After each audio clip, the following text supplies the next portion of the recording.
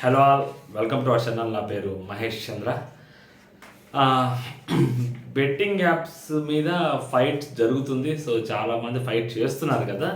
So ఆ fight చేస్తుంది ఎవరి మీద అంటే, సో యూట్యూబర్లు, ఇన్ఫ్లుయెన్సర్లు, ప్రజెంట్ వాళ్ళ మీద, కొంతమంది హీరోయిన్స్, సెలబ్రిటీస్ మీద కూడా ఫైట్ జరుగుతుంది.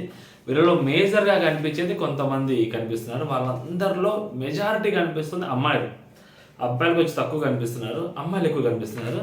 ఈ అమ్మాయిలందరిలో ఉన్న కామన్ క్వాలిటీ ఏంటంటే, సో వీళ్ళందరూ బిగ్ బాస్లో నుంచి బయటకు వచ్చుంటారు. మెజారిటీ అమ్మాయిలు బిగ్ బాస్ నుంచి బయటకు వచ్చుంటారు.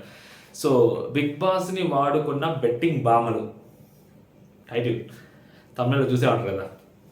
వీళ్ళు ఇప్పుడు మరీ 100 కోట్లు సంపాదించేశారు, అంబానీని దాటేశారు, అదాన్ని కొట్టేస్తారు రేపో ఎల్లుండో, లేకుంటే మెట్రో ప్రాజెక్టులన్నీ వీళ్ళే డీల్ చేస్తారు. ఇంక నుంచి మొత్తం దేశం ఆర్థిక వ్యవస్థ మొత్తం వీళ్ళ మీదే ఇంకా పోతుంది.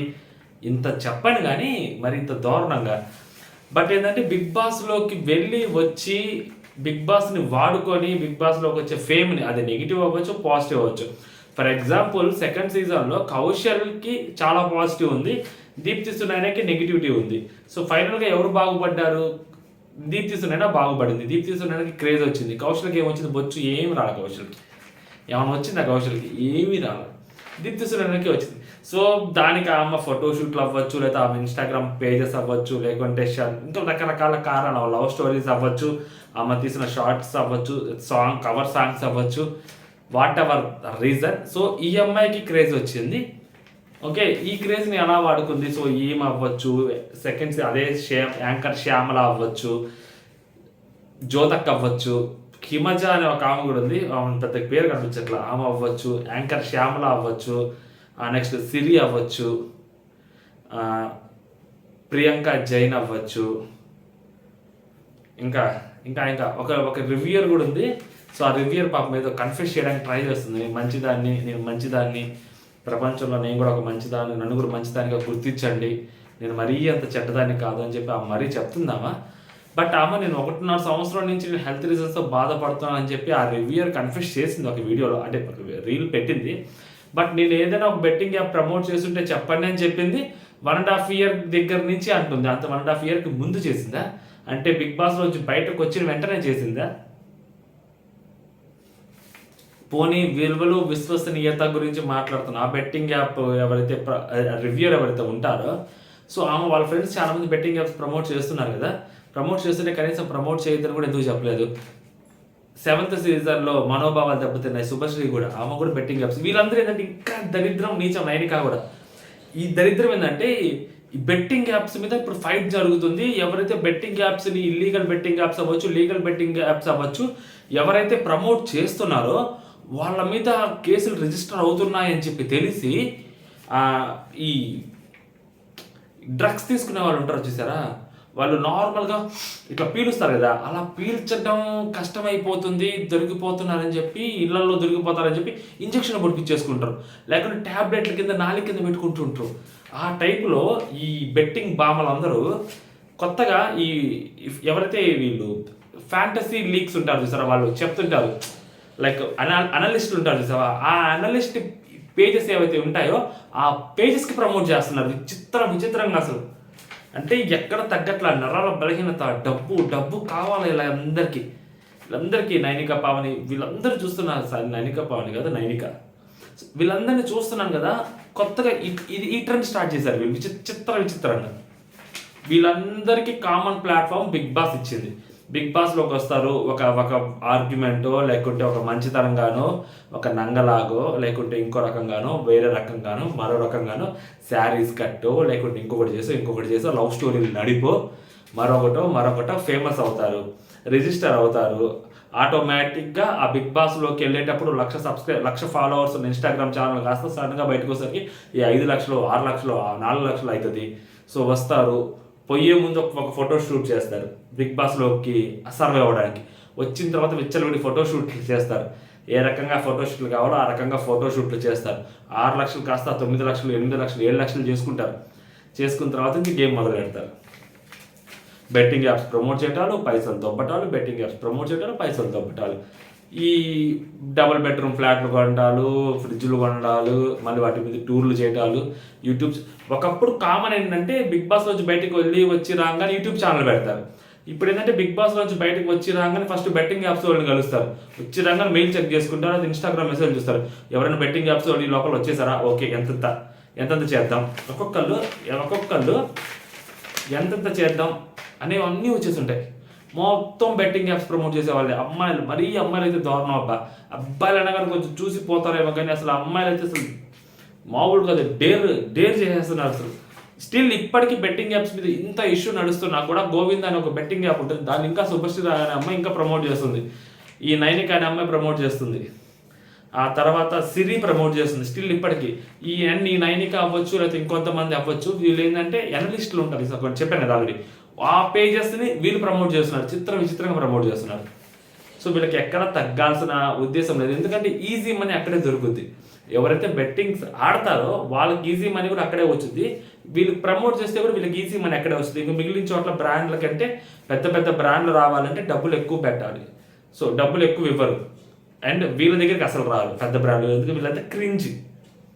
కాబట్టి వీళ్ళకి ఇలాంటి యాప్సే వస్తాయి, థర్డ్ గ్రేడ్ యాప్స్, ఈ బెట్టింగ్ యాప్స్ ఇలాంటివి వస్తాయి. వీళ్ళు దానికోసం వీళ్ళు చేసే ఫోటోషూట్లు అవ్వచ్చు, కొంచెం నేను మాట్లాడేది కొంచెం వల్గర్గా ఉండుండొచ్చు కానీ బట్ ఇదే వాస్తవం అబ్బా, సీరియస్లీ. ఎందుకంటే ఇప్పుడు వేరే వాళ్ళ ప్రాణాలు పోతున్నాయనో లేకుంటే ఇంకోటనో కూడా చెప్పను, కానీ ఒక మనిషిగా మరీ ఇల్లీగల్ బెట్టింగ్ యాప్స్ ప్రమోట్ చేయడం తప్పు కదా. అలా ఆల్రెడీ ఒక ఫైట్ నడుస్తున్నప్పుడు, ఇల్లీగల్ బెట్టింగ్ యాప్స్ మీద ఒక ఫైట్ నడుస్తున్నప్పుడు నువ్వు ఇలాంటి ఫ్యాంటసీ యాప్స్కి వాళ్ళ పేజెస్ని నువ్వు ప్రమోట్ చేయకూడదు కదా, వాళ్ళకి యాడ్ ఇవ్వకూడదు కదా. నీకు ఫేమ్ ఉండొచ్చు, నీకు ఒక నేమ్ ఉండొచ్చు, నువ్వు కొంచెం సెక్సీగా ఉండొచ్చు, ఓకే, బట్ నువ్వు అలాంటివి కూడా చేయకూడదు కదా. ఇలా జరుగుతుంది కాబట్టి ఇది తప్పు, కాబట్టి పోలీసు వాళ్ళు దీన్ని తప్పుగా చూస్తున్నారు కాబట్టి నువ్వు అది చేస్తాను, నేను జస్ట్ ఫ్యాంటసీ యాప్ని ప్రమోట్ చేస్తున్నాను, వాళ్ళు కూడా ఎక్కడ బెట్టింగ్స్ పెట్టమని చెప్పట్లేదు. సో వాళ్ళు జస్ట్ ఫాలోవర్స్ని క్రియేట్ చేసుకొని డిఎమ్స్ చేసుకొని వాళ్ళు ఏం చేయాలో టెలిగ్రామ్లో వాళ్ళు అదే చేస్తుంటారు, కోట్లు సంపాదిస్తుంటారు.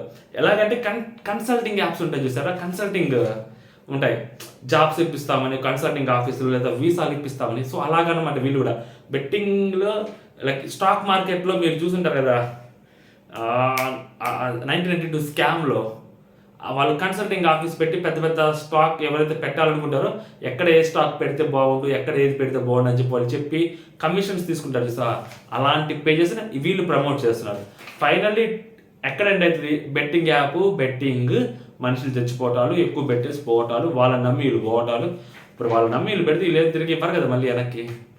సో అలాంటి వాటికి వీళ్ళు రిఫర్ చేస్తున్నారు అనమాట. ఇది కూడా వాళ్ళ ఇల్లీగలే కదా. వీటన్నిటికీ కారణం బిగ్ బాస్లోకి వచ్చే అమ్మాయిలు ఫస్ట్ వాళ్ళ టార్గెటే ఇదన్నమాట, డబ్బులు సంపాదించాలి.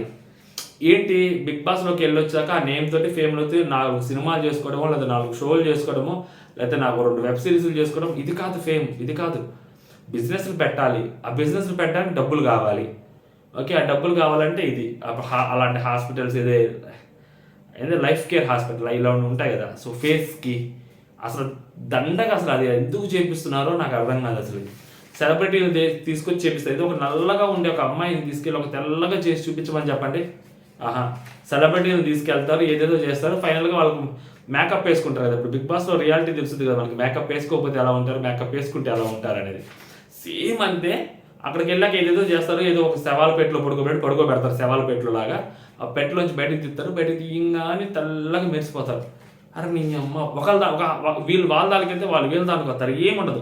ఇది నల్లగా ఉండే అమ్మాయిని తీసుకెళ్ళి తెల్లగా చేయమని చెప్పండి చూద్దాం, లేదా ఒక నల్లగా ఉండే అబ్బాయిని తీసుకెళ్ళి తెల్లగా చేయమని చెప్పండి చూద్దాం, లేదా ఒక బట్టతలు వచ్చిన అబ్బాయిని తీసుకెళ్ళి అతనికి మంచిగా హెయిర్ గ్రో చేసేలాగా చేయమని చెప్పడం ఒక 4 రోజుల నుంచి ఏముండదు. లేదా ఒక చేతులకి అన్నిటికీ ముడతలు వచ్చేసి అలాగే ఉన్న ఒక ముసలావిని తీసుకెళ్ళి మంచిగా చేతులకి వచ్చేలాగా చేయమని చెప్పండి చూద్దాం, ఏముండదు. ఇవన్నీ ఇంత బ్రాండ్ ప్రమోషన్. ఇప్పుడు హీరోలు వాళ్ళు చేస్తారు కదా, ఏదో థమ్సప్లు తాగినట్టే ఉంటుంది కానీ వాళ్ళు తాగరు. అండ్ ఆలియా భట్ హిపోక్రసీ చూసాం కదా ఒక షోలో, షుగర్ వేసే దీంట్లో అని చెప్పి అరుస్తుంది, బట్ ఆ ప్రమోట్ చేసేవన్నీ షుగర్కి సంబంధించిన ప్రోడక్ట్సే ప్రమోట్ చేస్తుంది కదా. సేమ్ అలాంటి హిపోక్రసీ అనమాట ఇవాళది కూడా. అమ్మాయిలందరిది ఎస్పెషల్ది. జ్యోతెక్క అయితే మరీ దారుణం. ఈ జ్యోతెక్క ఇలాంటి వాళ్ళు కొంతమంది, ఈ రీతు చౌదరి వద్దులేండి బిగ్ బాస్లో రాలేదు కాబట్టి, ఈ జ్యోతెక్క ఇంకొంతమంది వీళ్ళకి పొలిటికల్ ఇన్ఫ్లుయెన్స్ ఉంటుంది. వీళ్ళు పొలిటికల్ ఇన్ఫ్లుయెన్స్తో వీళ్ళు చేసే దందాలు మామూలు దందాలు కాదు అసలు. అమ్మో, వీళ్ళు నెక్స్ట్ లెవెల్ దందాలు. ఒకప్పుడు వాళ్ళ ఆయన ఎలా ఉండేవాడు, ఇప్పుడు అసలు వాళ్ళ ఆయన ఎంత బ్రాండ్ లేకపోతే వాళ్ళ ఆయన స్కాచ్, ఓకే, ఒకప్పుడు చీప్ లిక్కర్ తాగి బతికిన వాళ్ళు అనమాట. ఇప్పుడు బ్రాండ్ ఉండాలి, బాటిల్స్ ఉంటాయి, బ్రాండ్ లేకపోతే వాళ్ళు అసలు బతకలేరు సమాజంలో. చెప్పులు కూడా వాళ్ళు బ్రాండెడే వాడతారబ్బా, ఓకే. ఇట్స్ నోన్, వాళ్ళకి ఇండియన్ ప్రోడక్ట్స్ అంటే వాళ్ళకి ఎనర్జీ బేసిక్గా అలా తయారయ్యారు because of this betting apps.